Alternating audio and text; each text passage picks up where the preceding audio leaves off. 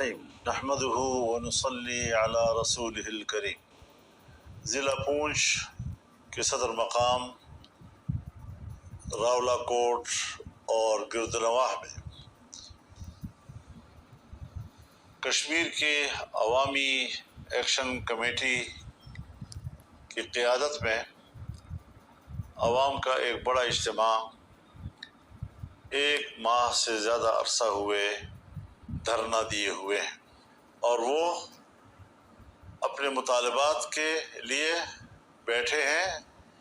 حکومت سے مطالبہ کر رہے ہیں۔ ایک ماہ سے زیادہ عرصہ ہوئے دھرنا دیے ہوئے ہیں، اور وہ بسم اللہ الرحمن الرحیم نحمده ونصلي على رسوله الكریم۔ ضلع پونچھ کے صدر مقام راولا کوٹ اور گردنواہ میں کشمیر کے عوامی ایکشن کمیٹی کی قیادت میں عوام کا ایک بڑا اجتماع ایک ماہ سے زیادہ عرصہ ہوئے دھرنا دیے ہوئے ہیں، اور وہ اپنے مطالبات کے لیے بیٹھے ہیں، حکومت سے مطالبہ کر رہے ہیں کہ ہمارے مطالبات تسلیم کیے جائیں، لیکن تاہم اس دوران کچھ ناخوشگوار واقعات رونما ہوئے جس نے کہ ماحول میں تلخی پیدا کی، اور اس کے بعد یہ موضوع ہمارے پارلیمان میں اس کا تذکرہ ہوا، اور اس کے بعد عوامی ایکشن کمیٹی نے مجھے ثالثی کا کردار ادا کرنے کے لیے کہا، جس کے لیے میں ان کا شکر گزار ہوں کہ انہوں نے مجھ پر اعتماد کیا۔ اس حوالے سے جمعیت علماء اسلام آزاد جموں و کشمیر اور اس کے قائد جناب مولانا سعید یوسف خان صاحب میرے ساتھ رابطے میں رہے۔ راولا کوٹ کے علمی گھرانے کی اور وہاں پر ایک قبائلی شخصیت جناب کامران اعظم خان صاحب، وہ میرے ساتھ مسلسل رابطے میں رہے ہیں، اور میں اس پر بھی شکر گزار ہوں کہ حکومت کے ساتھ رابطہ کرنے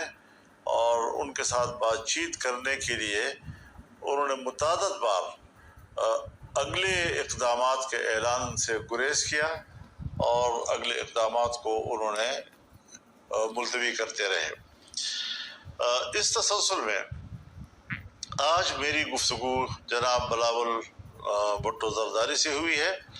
وہ مظفر آباد میں ہیں، اور ان سے میری کوئی ہفتہ 10 دن پہلے ملاقات ہوئی تھی۔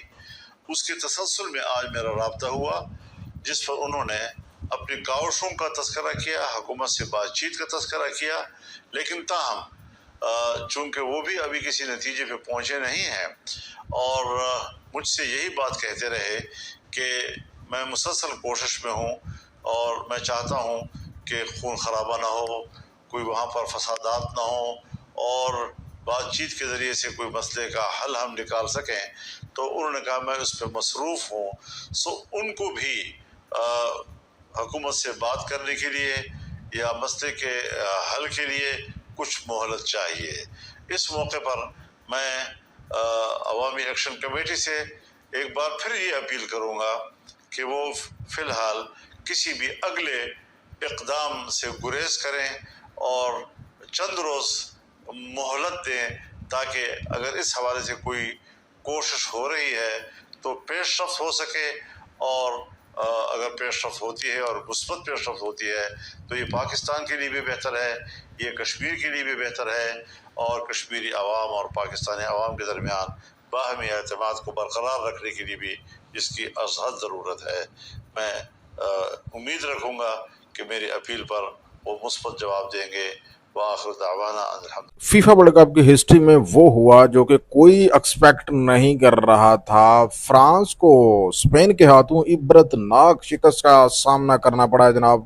فیفا ورلڈ کپ کے سیمی فائنل میں، جو کہ پہلا سیمی فائنل آج کھیلا جا رہا تھا، اسپین ورسز فرانس، سب یہی سمجھ رہے تھے کہ فرانس جو ہے چونکہ مضبوط ٹیم ہے اور وہ اسپین کو क्रैश करके फाइनल में पहुंच जाएगा, लेकिन ऐसा नहीं हो सका जनाब। स्पेन ने गेम शुरू होने के पहले हाफ में ही फ्रांस को गर्दन से पकड़ लिया था और पहले ही उसने गोल कर दिया था और फ्रांस के ऊपर डोमिनेंसी जो है वो बना दी थी। उसके बाद एक और गोल किया और 2 गोल किए, लेकिन फ्रांस जो है वो मसलसल गोल की तलाश में था, लेकिन स्पेन वालों ने फ्रांस वालों को गोल नहीं करने दिया और इतने देर में टाइम खत्म हुआ और जिसके बाद स्पेन दूसरी दफ़ा जो है फाइनल में पहुंचा। इससे पहले 2010 में वो फाइनल में पहुंचा था और उसने फीफा वर्ल्ड कप का टाइटल अपने नाम किया था। और अब स्पेन का मुकाबला जो है दूसरे सेमीफाइनल में जीतने वाली टीम के साथ फाइनल में होगा, जो कि 19 जुलाई को खेला जाएगा। अब दूसरा सेमीफाइनल जो है वो अर्जेंटीना वर्सेस इंग्लैंड के दरमियान होगा और देखना होगा कि क्या स्पेन की तरह इंग्लैंड भी अर्जेंटीना को मुश्किल टाइम दे सकता है और उसको हरा सकता है, क्योंकि जितने भी विनिंग प्रेडिक्शन थी वो यही कह रही थी कि ये जो वर्ल्ड कप है ये फ्रांस जीतेगा या अर्जेंटीना जीतेगा। लेकिन दोस्तों यहाँ पे स्पेन ने फ्रांस को सेमीफाइनल से ही बाहर कर दिया है।